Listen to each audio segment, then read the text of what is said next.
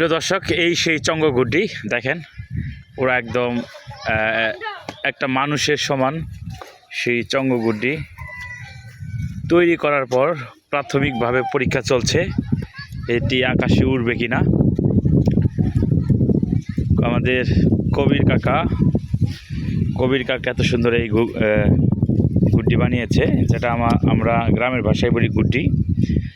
কিছু বিচ্ছু বাহিনী রয়েছে তার সহযোগী।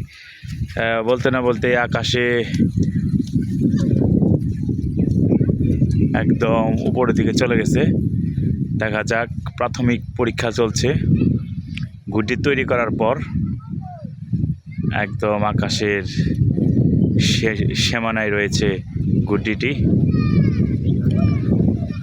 দেখা যাক, যদি এখন প্রচণ্ড বাতাস রয়েছে, ভিডিওর মধ্যে শন শব্দ আপনারা শুনতে পাচ্ছেন, তো হয়তোবা কোনো একটি প্রবলেম হয়েছে গুড্ডির, সে বারবার মাটিতে লুয়ে পড়ছে।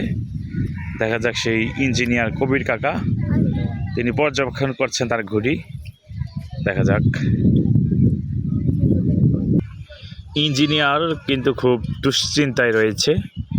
সে কিছুক্ষণ আগে, অর্থাৎ কয়েকদিন যাবৎ পরিশ্রম করে এত বড় মানব দেহের মতো একটি চঙ্গ ঘুড়ি, যেটাকে আমরা সকলেই বলি গুড্ডি, বানিয়েছে, কিন্তু কোনোভাবেই গুড্ডিটি আকাশে উঠছে না।